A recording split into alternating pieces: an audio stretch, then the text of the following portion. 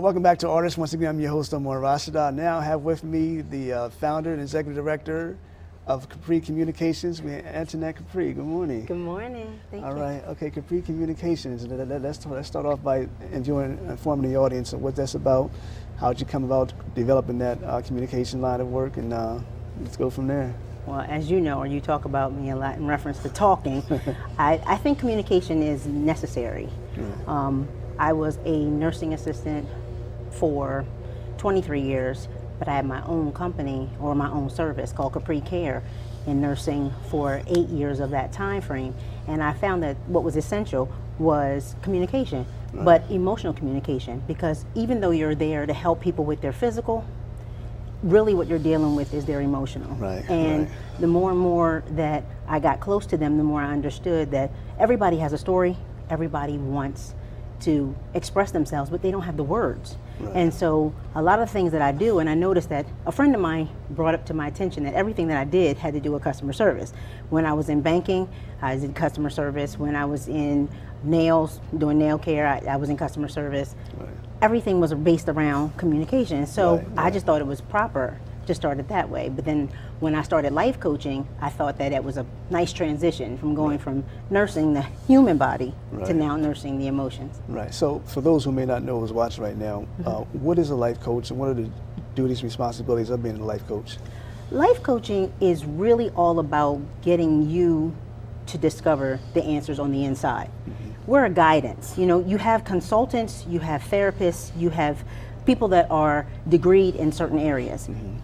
But the main thing that you want to find out is a lot of times we want to discover it for ourselves. Right. And all of us are individual and all of us are different. So in order for us to really understand, we have to question ourselves. Most of the time, we don't know how to question ourselves because so many times you're asking people for advice and you're getting that advice, Right. but you don't know where to place it, you don't know what to think about it, Right. and then once you take it, you're blaming other people for the advice they gave you instead of saying, wait a minute, what part do I play in this? Like, how can I really get that? So a life coach really brings out you in your own essence by asking you questions, by guiding you through, by having you do practice. Everybody practices, you know, and people don't think about it like that. You're not scared once you have the competence to understand something. Case in point, a firefighter is good at fighting fires because they practice it. Right. But if you get caught in a fire and you haven't practiced how to escape, you're scared. But if you've already done the steps, you know how to do it. A Right. doctor, we pay him to practice medicine. A lawyer, we pay them to practice law. All of us practice, Right. but we don't practice on ourselves. Right. Okay. so you know, life is a challenge each and every day. But you know, communications. I want to talk about communications because sometimes there's nonverbal communication. Sometimes there's miscommunication. Right. So to talk about the importance of communication, because a lot of people we take for granted, and we don't communicate enough with one another, or we don't tell, or we're kind of afraid to say something because we don't want to hurt the other person's feelings. So I mean, That's the big deal. A lot of life coaches, I'm considered, an emotional resilience life coach, meaning to live through negative situations or differences. Right. And the problem is with communication is that there's got to be a giver and there's got to be a receiver. Right. Okay.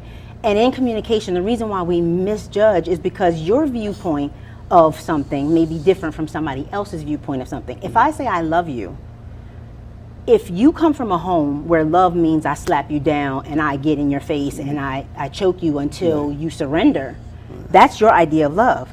The other person may be saying I love you and they want to be held and caressed and talked to gently. You both are saying the same words, Right. but you mean different things. And until you actually question what is good for you, Right. you won't ever get to the resolution of communicating, being on the same page with someone. Right. And the whole point is self-value. Everything starts with self. Like, my biggest ordeal is the fact that we're social and we don't even understand how social we are. Think about it. Family is a social unit related by blood. Right. Community is a social unit related by common interests. Your businesses are a social unit based on your enterprise. So everything is social, but it starts with you first. So if you don't know who you are and you don't know the value that you're bringing to that unit, there's no way for you to have a social entity, to be connected, or and so, learning value is really, really important. Right. I have a little story God gave to me, and I promised that I would share it with you.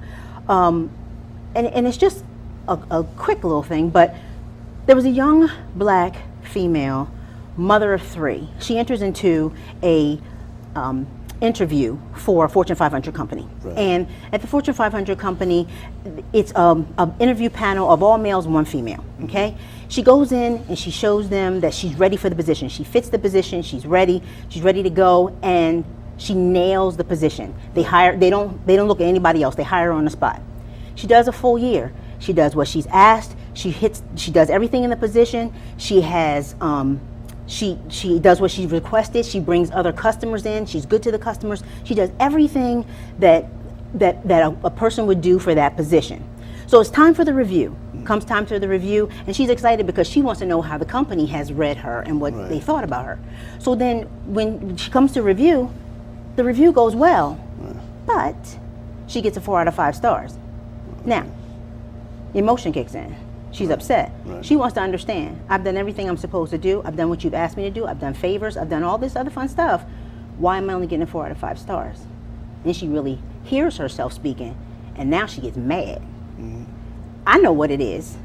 It's because I'm a woman. I know what it is. It's because wait a minute, I'm a woman and I'm black. Oh, wait a minute, I know what it is. I'm a woman, I'm black, I'm a mother. You don't want me to leave this position, do you? And the manager just listens. Right. And then when she's mad enough and she stops talking, the manager says, no, it's not because you're a woman. We have a woman on the panel. No, it's not because you're black. This is a multicultural business. No, it's not because you're a mother. Everybody in the place has children.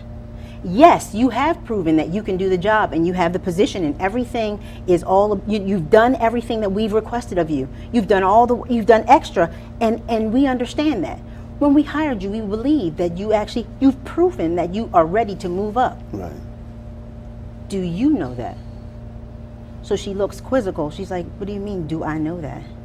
When we hired you, we saw energy, we saw creativity, we saw innovation, we saw you taking our business to a whole nother level.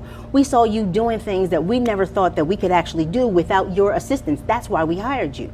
And we knew that you could actually do the position, and we believed in the power of what you were actually saying. But our question is, do you? And my question to everyone that I actually do clienting with, do you know your value?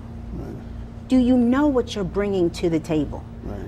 Until you can convince and sell yourself to yourself, you're not going to be aware of what it is that you bring, so that you can be that social network and be that part of the business that they can't do without. Right. So how many sessions do you normally do when you meet with people? Right now, I actually do VIP days, which is just one complete session. Okay. It's broken down into 5 45-minute time frames, and we go through everything that will help you find you and the essence of you. And if you want to continue coaching, you're welcome to do so. But basically, some people just need that kickstart that says, okay, I've lost me. I don't know how I got off track, and now I need to get back on track. And that's what I try to help do. In relation to talking with in relation to your life coaching, telling those to find their self-worth and their self-confidence, 31 ways to brighten your days. There's a book that you wrote to talk about it.